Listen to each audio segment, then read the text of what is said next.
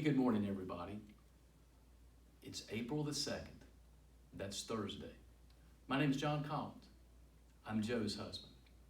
And on behalf of Pat and Joe, we're here together today to celebrate the life of someone that has touched all of our lives in many different ways. Whether it's as a loving grandmother or a friend or a business associate, Pietronilla Manno has tugged on the strings of our heart in lots of different ways. So the fun of what we're going to do today is we're going to remember her in that way. Now, normally, we'd all be together for a time of visitation. That would be followed by one of the great meals that Pat would put together. And then we'd have a wonderful church service with an actual pastor doing the duty. But these are different times. So today, let's do it a different way. Joe and I are currently in the conference room of a hotel. So hopefully we'll do. But the main thing today is to remember the life and the way a wonderful woman has touched us all. Now, I've had the opportunity to speak at a lot of different funerals. And people ask me all the time, where do you start with that? Well, traditionally, what you like to do is to pick out a couple passages of Scripture that pertain to the person that you're talking about. And as big and as daunting as the Bible can be sometimes, there's really only two passages of Scripture that you really need to get your arms around. If you understand them, you really get the gist of it, and everything else is pretty well detailed. And the fun of that today is that those two passages pertain perfectly to the life of Lilla Manno. And let me explain what I mean by that.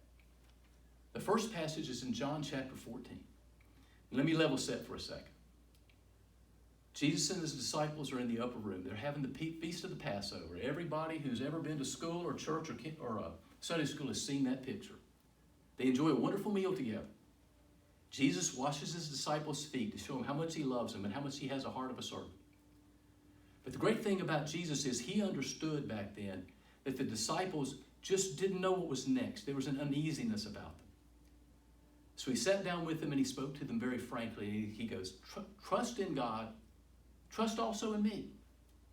In my Father's house, there are many rooms. If it were not so, I would have told you. But I go there to prepare a place for you. And if I go to prepare a place for you, I'll return to take you with me to where I am. And you know the way to where I'm going.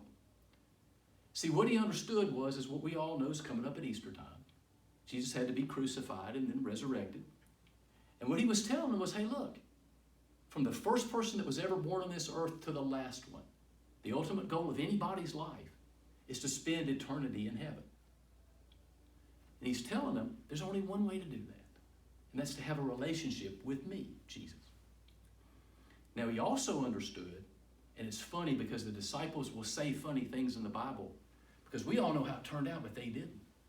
After he speaks those words, doubting Thomas the disciple, says, Master, we don't know where you're going. How do we know the way?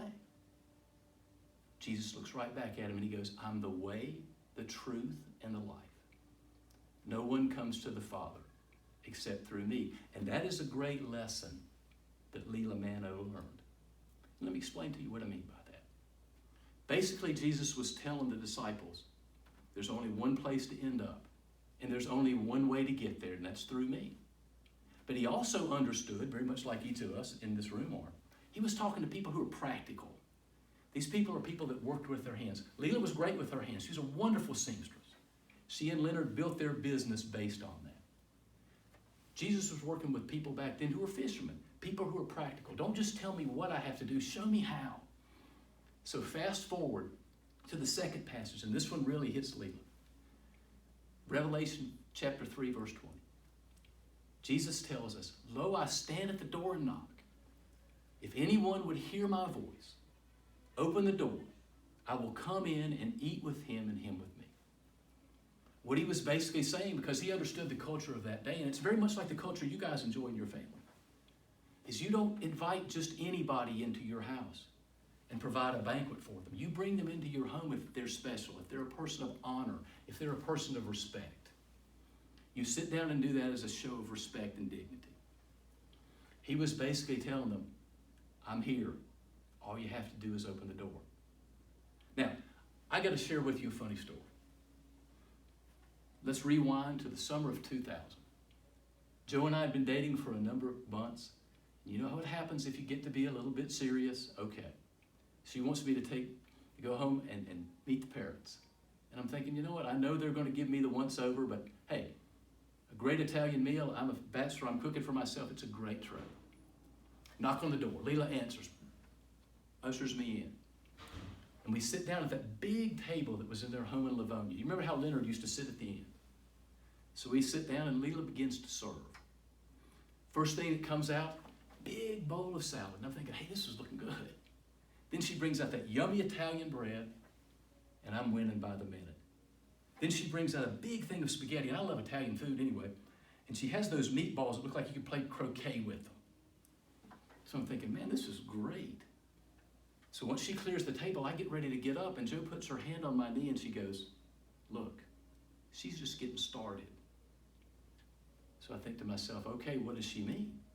Well, here comes Lilla around the corner with that big, gigantic plate that she used to use all the time. And on it are lamb chops and meat and Italian sausage and all sorts of vegetables. And I'm thinking, what am I going to do with that? You know, the calorie counter's going through the roof. But I mean, I'm in paradise. I love that kind of food, so I do my best to eat some of everything. And I'm thinking, okay, now we're finally finished. Well, you know what happens next. She clears off the table. I'm ready to get up again, and Jo goes, What comes around the corner? She's got cannolis. She's got all sorts of desserts, and I'm thinking, well, I'm not even going to be able to get up from here. So finally, the meal is over with. We stand up, stagger more like it. We stand up, and I look at Jo, and I say, you know what? Do you guys eat like that all the time? And I will never forget what she told me. She goes, you have to understand that Lilla was trying to make you feel special in the best way she knew how. When you walked through that door, she wanted you to know that you were part of the family. And I will never forget that, because it has been a privilege to be part of your family. Think about it. I knocked on the door. She opened it up. I came in and she made me part of your family, and that is a terrific thing. But you know what's even better? Is Jesus Christ knocked on the door of Lilla's heart. She opened it up. He came in, and she became part of his family. And I got to tell you, as great as it is to be part of your family, that one's way better. Now, why is that? It's all about inheritance. Our dear Lilla, the woman that touched our hearts so, her inheritance isn't about earthly things. What it's about is a place at the table with Jesus Christ for eternity. So, as we get close to the end of our time here, I want you to think about a couple things. The first one is, it's okay to be sad today. It's okay to mourn and grieve, because we're all going to miss her. She touched all of us in a different way. As a grandmother, as a mother, as a friend, as a confidant. She's made us laugh, she's made us mad, and she's made us cry. But we love her. It's okay to grieve today. But I promise you that right now she's rejoicing. And you know why that is? I am convinced that she knows, just like my mom and dad know, and just like her dear husband Leonard knows, they all know that the Bible was not kidding, that heaven is real. And you know what? It's a whole lot even better than it says it is. So our time's almost up, and I want you to think about something, and if you don't remember anything else I tell you today, remember this one. If that woman, who again touched us in so many ways, was standing right here beside me, she would shake her finger at you like she used to do. And she would say one thing and one thing alone. And that is, when Jesus knocks, open the door. Open it wide. Let him in. You'll be glad. And I'm waiting. Everybody, thanks for your time today. It's been a joy to be with you. God bless.